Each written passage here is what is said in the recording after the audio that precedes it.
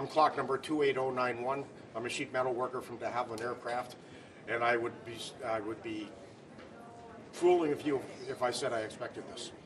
The reality is the USITC ruled, in favor of Bombardier, which is a huge victory for Canadian aerospace workers. The facts are is you have the U.S. Commerce Department that slapped countervailing duties of 292%. And I can't believe that the independent U.S. Trade Tribunal ruled in favor of Canada. So, huge victory for Canadian workers, but it leaves a lot of unanswered questions because, of course, Bombardier turned over the C-Series to Airbus to a large extent. But what it should do is common sense should now trump, because there's absolutely no reason now for the C-Series to satisfy the U.S. market to be built in Mobile, Alabama. So this is a huge victory for Bombardier employees here in Canada, a huge victory for Quebec, I will argue.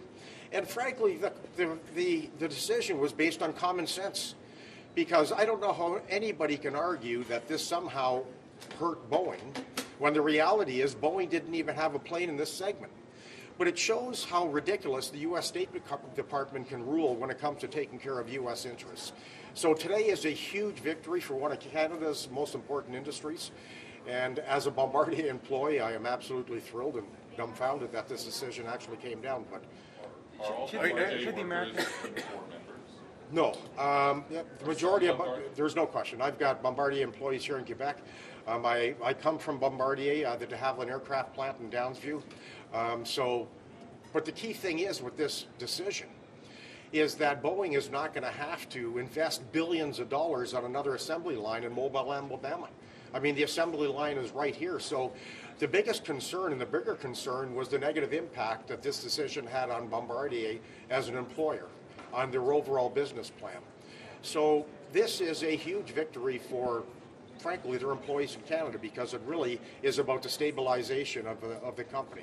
This is a company that almost went in bankruptcy in 2015, so this is huge. Should the Americans here take a message from this, that people have had enough of your protectionism?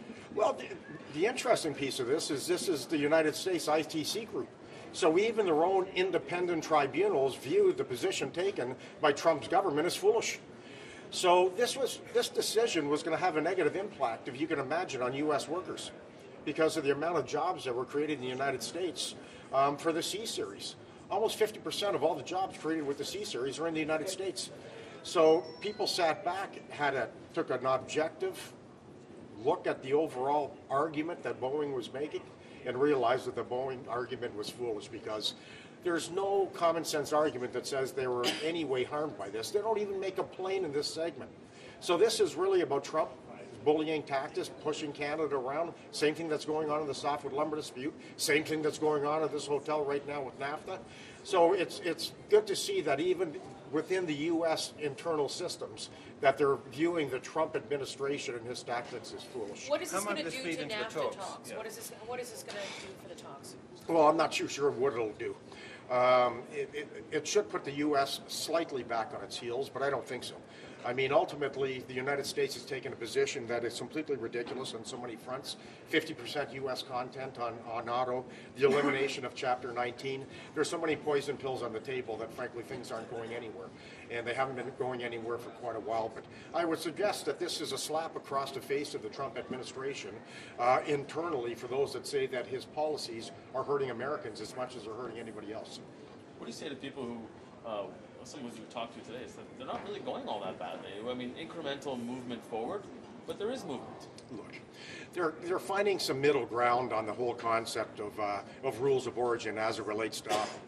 But until they can get over the ridiculous argument of 50% U.S. content, until they can deal with the elimination of Chapter 19, the dispute mechanism that the United States is demanding, until we can get our head around the issue of labor standards, the whole Mexican problem that the U.S. and Canada agree.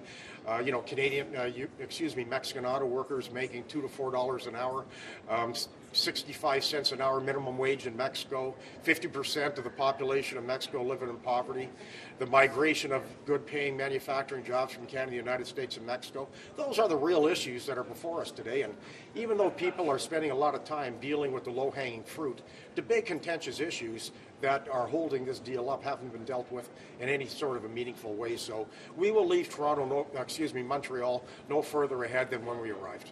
But is it positive that at least they're not breaking off in Montreal? Look, I think all parties are nervous to say goodbye. Everybody, I think, is putting forward a good face on, constructive dialogue, but you won't get any party to say to you that the major issues are being dealt with in a meaningful way and that the United States is starting to show any movement at all. So this is about Trump's agenda. NAFTA talks so far have frankly been about politics, not about economics. And as long as it's strictly about politics, nothing's going to change. Is it realistic for Bombardier now to go back on its whole Alabama investment thing? Because they kind of they leaned very heavily on that at the hearing as a way of kind of currying, goodwill and favor by insisting that they were going to do this investment, whatever happened. Well, I don't know why a ruling would come down that says that Bombardier has not been hurt. And any privately owned company is now going to invest hundreds of millions of dollars to twin a line that they already have in place here. My argument is, and I would expect that Airbus themselves would think it's a foolish argument. Why would you take that type of money out of a program for no apparent reason? So I think this is a huge victory for Bombardier employees. It's a huge victory for Quebec. And you represent the people at Mirabel, right? The ones on the current No, the C-Series are represented by a different union. I represent the Bombardier employees at the finishing center. I represent the Bombardier employees in Toronto. But they're all intertwined.